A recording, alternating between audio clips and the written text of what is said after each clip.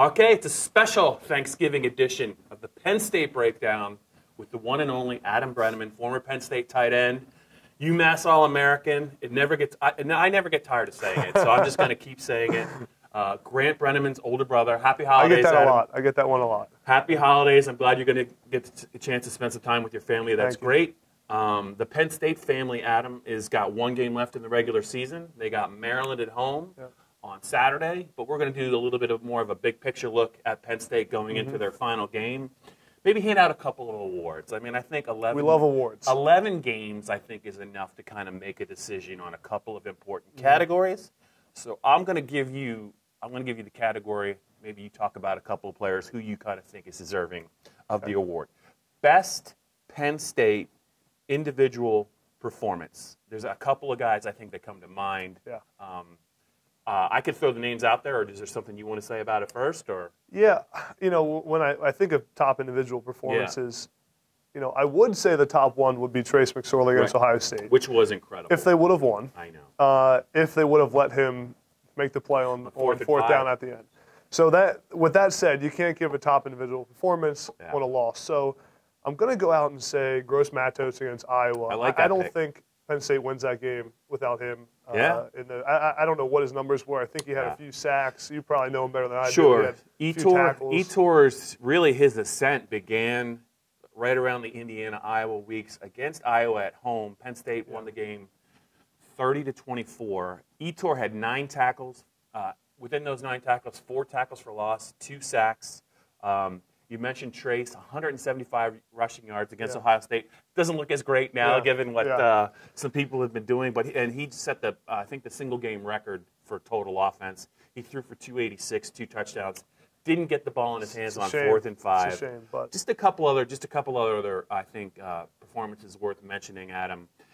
I know it was Illinois and at Illinois, but Miles Sanders ran for 200 yards and 3 touchdowns at Illinois, and also Shaka Toney had 4 sacks in the Indiana game. I think they were all in the 4th quarter. I've never really seen anything like that. But I like your pick of Yetur Gross-Matos. I really hope, Adam, that the All Big Ten voting is going to conclude very soon. I think he's a first-team All Big Ten pick. I just think that, especially with what's happened to Nick Bosa and Rashawn Gary, I mean, obviously they're first-round talents, but Yetur has played so well. To me, he's got to be on the first team if he isn't. I just think it's going to be a shame. 16.5 tackles for loss. Every game he showed up. He showed up against Wisconsin's offensive line. Okay, let's talk about some of the younger guys. I have a funny feeling I know where you're going here, but that's okay.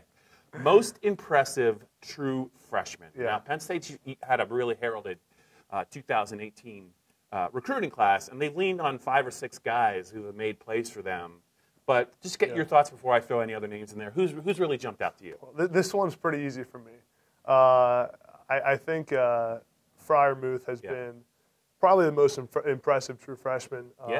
Probably the top true freshman tight end in the country.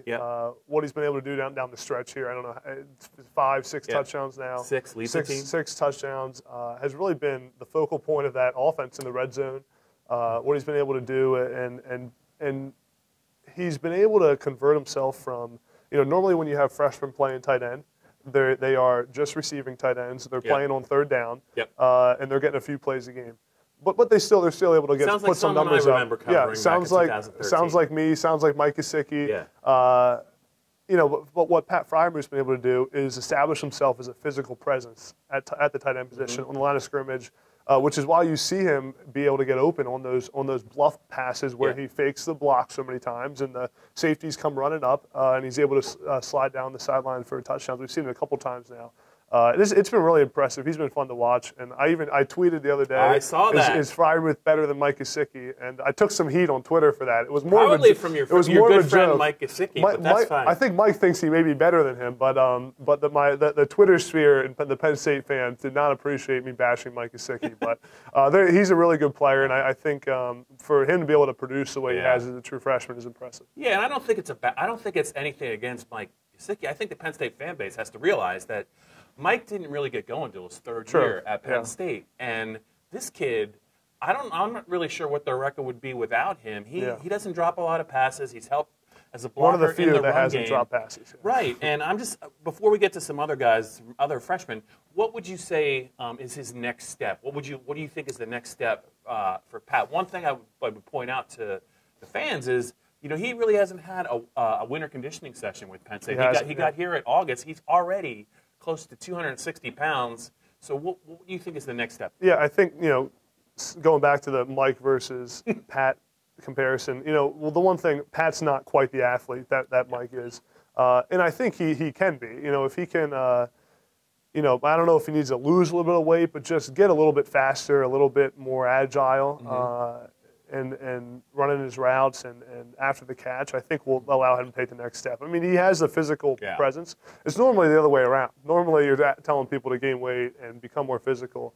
And don't get me wrong, he's a great athlete, but just to get to that point where, in the NFL nowadays, they want tight ends running 4.5s, 4.6s. I don't think he's there yet, but, you can always get faster, and now is the time as a true freshman going into your sophomore and junior seasons where you have a lot of time in the summer and in the winter to improve. Yeah, and I just think it's just an amazing story, and I hope it continues to improve. But at the start of the Massachusetts guy too. At the start, Massachusetts guy. I mean, you can relate to that. Yep. But I just don't think anyone really saw this coming, and if they did, I think they're probably full of it. I mean, I don't even know if he was the most heralded tight end recruit in the class. It was probably Zach Kuntz. And who looked impressive the few snaps he got in a couple games. So I think what's impressive is that tight end position, which was a serious weakness going into the season, has probably turned into one of the strong points on the team. Let's hope so. And also, we should also mention Micah Parsons, the linebacker. The Harrisburg favorite. He got the start with Cam Brown sitting out the first half against Rutgers, and Micah has shown steady improvement. The game is definitely not too big for him. He's starting to flash now as a pass rusher and a blitzer. Had a strip sack against Rutgers. He's in a timeshare with Cole Farmer, but it's really one-sided. I think it's almost like 3-to-1 snaps. He's playing, and deservedly so. I think he's been as advertised as far as I'm concerned. He looks like he's going to be a great linebacker. Good. Not a good linebacker, a great linebacker. I wanted to mention Jahan Dotson because I think he's really helped the offense the last couple of weeks. He's got all his catches, I think, in the last 5 games. Ricky Slade obviously got ability. He hasn't played much lately, but he did some nice things early in the season. Jake Pinegar. I mean, I would say that after the Michigan State game, I had some serious doubts about whether or not he would be able to handle the role, and he's made some big kicks for them. So, just a couple of the freshmen we wanted to mention. We're going to move now here on the Penn State Breakdown to how about the most underrated Penn State player with an eye towards maybe some veteran guys. I have a couple names on the list. Yeah, give me some names. Let's go. Okay, Nick Scott, it would be one. I just think that he's a converted player. He was a special teams guy last year. Jan Johnson at middle linebacker. Struggled at times, but I think he also has played very well at times. And he's really given them a little bit of a presence against the run. Robert Windsor, the nose tackle, has really come on, I think, in the last month. He's got a lot of tackles for loss. Big Ten player, defensive player of the week 2 weeks ago. And a guy that we don't really talk about that I think has been really, really good is Michal Menet at center. I think he's gotten better with all the things that go with the center position as the season's progressed. So is there anyone else that I should have mentioned, or is there somebody that jumps out to you? On that list, I think there's 2 guys, both on defense. Nick Scott has been he's been there forever. He's a veteran in the locker room. I think he was there when I first got, he was, I think, a year behind me. He's played a ton of snaps for them, has been a captain for a couple of years now. Is really probably the emotional leader of that defense. I think he's done a really good job. Penn State losing a lot of talent in the backfield, losing Marcus Allen, losing Troy Apke, both playing in the NFL now. Sure. I think he's done a really good job stepping in there and being kind of a leader for them on the defensive side of the ball and special teams.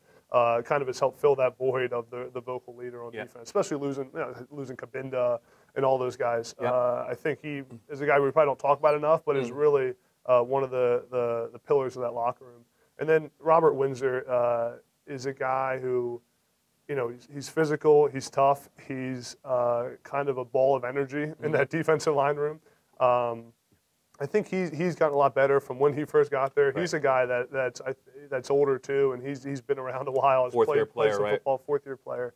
I think he's got a chance to play in the NFL, and if he can consistently do what we've seen him do, we saw him do it a couple weeks ago with his Defensive Player of the Week performance. If he can consistently do that, he's got a chance to be really, really good. And I think as far as one of the most improved players, he should be on that list as well. Yeah, I think the emergence of the front four, all of them, James Franklin singled out Kevin Givens for maybe not for showing up on the stat sheet, but he seems to occupy enough attention to let those defensive ends and Robert flourish. So those, I think all four of those guys have played well. Having two defensive ends that can rush the passer really helps out the guys on the inside. Absolutely. One more category to get to, and this is not quite underrated. And it doesn't necessarily. It could be a young guy. It could be a veteran.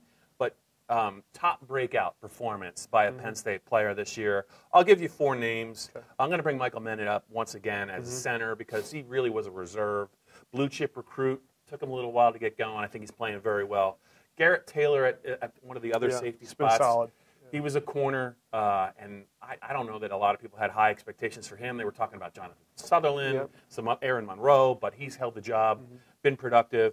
KJ Hamler, return guy. We haven't talked about him yet, have we? I think I created this category just for him because we have to talk about him.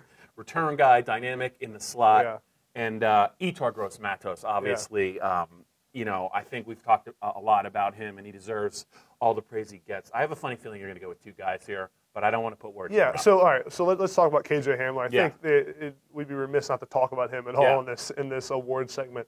Kind of came out of the blue. I don't know if I didn't really see it. I mean, we knew he'd have a role in the offense, but the kind of role that he's had, especially earlier in the season, has been impressive, and he's been able to establish himself as kind of the playmaker on offense when this team needs a playmaker desperately.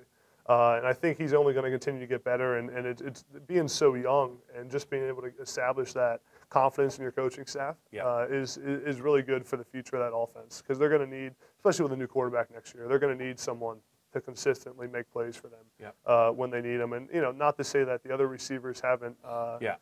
Played up to expectations. They've made some plays here and there, but KJ's been the consistent force in that receiver room, which is what they need. And then, we talked about Gross-Matos already. He's got a chance to be probably the best player on that defense next year. And I just about KJ, what jumps out to me, you look at that Appalachian State game, they're going to lose the game if he doesn't make two plays. And we have a much different feeling, a much worse feeling about the season. He's supposed to stay in the end zone, and then he comes out, gets the ball to midfield when they need a touchdown to tie it and send it in overtime. Then he catches the game-tying pass from Trace McSorley late in the game, and then they win it in overtime on Amani's interception after they had scored. And they got to find ways to continue getting him the ball and continue getting him more touches. We talked about it a couple weeks ago. How they get him. There's no excuse for KJ Hamler to have one or two touches a game. He needs a lot more than that. Yeah, between the return game and in the pass game, and even as a runner, I think once or twice a game, just the threat of him running would open things up. 8 to 10 touches. Let's see. Maybe we'll see more from him in the Maryland game. Before we wrap up, though, this edition, as we lead into Senior Day, I think I'd be remiss if I didn't ask you about, it's only speculation, but USC might have a head coaching opening at the end of the year, and James Franklin already has kind of been linked as a possible candidate for the job. Asked about it this week by none other than our David Jones, and he didn't really have an answer. He kind of said, it's about the team, it's about the seniors, this is not the right time for me to address this. Didn't say yes, didn't say no. You, as a Penn State player, were involved in something very similar that came to fruition when Bill O'Brien left to go to the Houston Texans. You were a young player. You had just played one season. He left.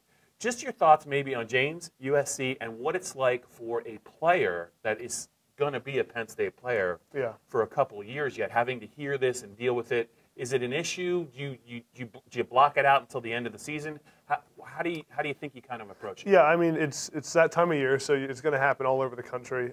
We dealt with it with Bill O'Brien for really 2 years in a row until he actually left, and probably the first time. I mean, there were probably some rumors the last few years, but probably the first offseason we're really going to hear about coaching speculations with Coach Franklin, and it's tough in the locker room. I think just because you never know what to believe.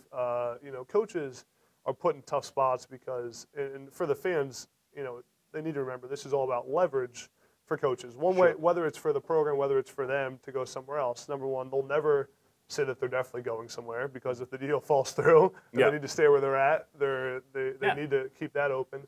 And it's also about leverage that, if Coach Franklin wants to get X, Y, and Z for his football program, coaches all the time leverage the possibility of leaving to get what they want at their current school. Bill O'Brien did it his first year at Penn State Right. when everyone thought he was going to go to the NFL. When he decided to stay, he was able to get some more support staff, Right. some more funding for the weight room. I mean, so a lot of coaches have a game plan in their head for what they're going to do. I'd have a hard time believing Coach Franklin's going to leave Penn State. But I will say, if he would leave Penn State for anywhere, I could definitely see it being USC. Yeah. So I kind of gave you a non-answer That's there, kind of like his answer. Much a like little bit James of a Franklin, non-answer. you've learned your craft well. It is an interesting time, and just because there's so many different moving parts to this whole thing, and who knows what Coach Franklin wants behind the scenes, who knows how his family feels, and I think he has his Penn State program going in the right direction. Sure. He has them, he deserves credit for where he's gotten them. Yeah. The fact that they're now looking, with only a 3-loss season, a few years, 6 years now after sanctions or. Whatever it is at this point, deserves credit for that, and he's going to be a name that comes up all over the country for different jobs. But we'll see what ends up happening. I'd have a hard time seeing him leave Penn State right now. I think it's probably going to be an interesting post-game press conference after the Maryland game. It's going to be interesting, regardless if Penn State wins big, wins by a little bit, they get upset. I'm not even sure if the focus is going to be on that game, but you're right. That's that's the nature of the beast. Let's not forget that Coach Franklin does have a very small buyout from his contract at this time of year. I think it's only $1 million, small relative to what normal buyouts are. That's right. But he's also due, I think, to increase his salary to about $7.5 million in the next couple of years at Penn State. I don't see USC paying. I think they're paying Clay Helton right now about $3 million. So USC would be in for a big pay raise to get James Franklin, and we'll see. All right, happy holidays, Adam. That's Thank it you. for this edition of the Penn State Breakdown with Adam Breneman. I hope you guys have a great holiday.